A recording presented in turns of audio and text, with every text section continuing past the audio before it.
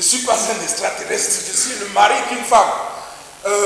Seulement, je ne sais pas où mettre ma femme si je suis président de la République. Quand je réfléchis bien, non, je ne vois pas ma femme au gouvernement. Ma femme au gouvernement, non. Il n'y aura plus de conseil des ministres. Hein. D'ailleurs, que ce n'est pas seulement le problème de ma femme. Dans d'autres pays, là, les femmes sont devenues bizarres. D'ailleurs, les femmes ne sont plus des femmes. Hein. Vous pouvez vérifier, les femmes ne sont plus des femmes. L'autre jour, j'ai dit à une femme, juste pour voir que je suis tombé amoureux d'elle. Elle m'a regardé comme un insecte. Moi aussi, comme un insecte. Et elle a dit tomber sur qui? Quand on tombe, on se relève, macaque. Et elle s'est mise à causer avec sa copine, sans aucune attention à ma personne et à mes sentiments. Et vous croyez que ça, c'est encore une femme? Les femmes ne sont plus des femmes chez nous. Ah non. Les femmes ne sont plus des femmes. Et ça, c'est une confidence, parce que des confidences, je peux vous en faire pendant que je suis encore candidat. L'année dernière, j'ai dit à ma femme que j'ai envie de faire l'amour. Elle m'a demandé si je suis normal. Ma propre femme, elle m'a demandé si je suis normal. J'étais tellement étonné. Mon étonnement était presque catastrophique. Mes yeux sont restés comme ça. Au bout d'un moment, elle est venue.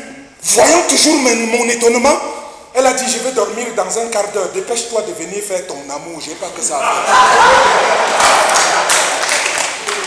Et je n'ai pas eu le moindre appétit. Mettez-vous à ma place. Non, ce n'est pas que je n'aime pas beaucoup parler de ma femme, hein, mais je ne comprends plus rien. Quand on venait de se marier, ma femme m'appelait coucou, petit cœur, chérie. Quand je rentrais à la maison le soir, dès qu'elle ouvrait la porte, elle m'embrassait et elle me dit, chérie, tu prends ton bain tout seul ou tu veux que je te frotte le dos? Quand je disais je suis fatigué, elle disait c'est pas grave, assois-toi, je vais te nourrir. Et pendant qu'elle me nourrissait, elle me demandait, tu veux dormir sur moi ou bien tu veux que c'est moi qui dorme sur toi? Et un sourire d'amour accompagnait cette question. C'est fini. Dès que je rentre à la maison maintenant, ma femme dit, c'est quelle heure? 5 minutes de retard. N'importe quoi. Va vite te laver. Nous allons passer à table là. Et frotte-toi bien les aisselles et les pieds. Hier, ça répandait une puanteur dans la chambre.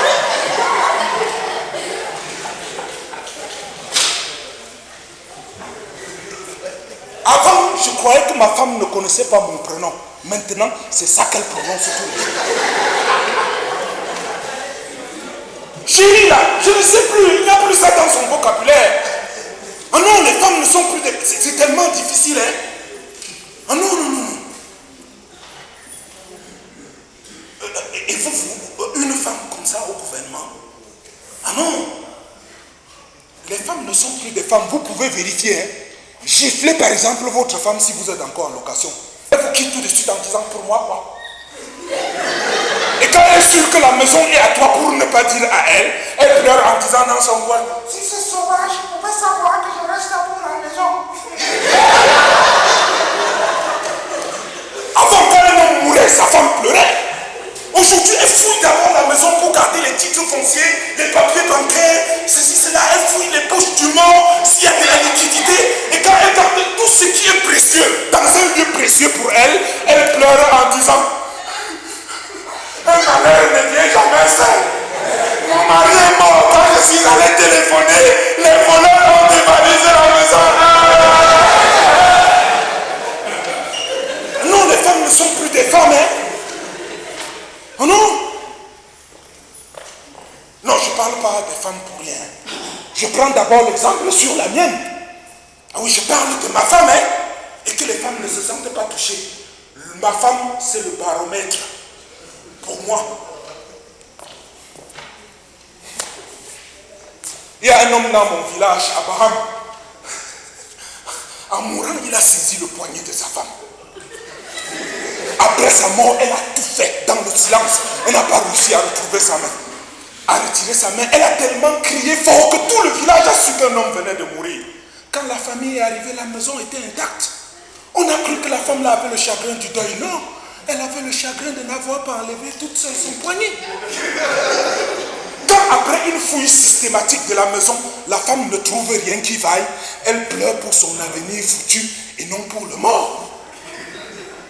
Quand je me rends compte qu'en plus de la dot, ma femme va me dévaliser à ma mort, je peux vous dire que je me sens mieux.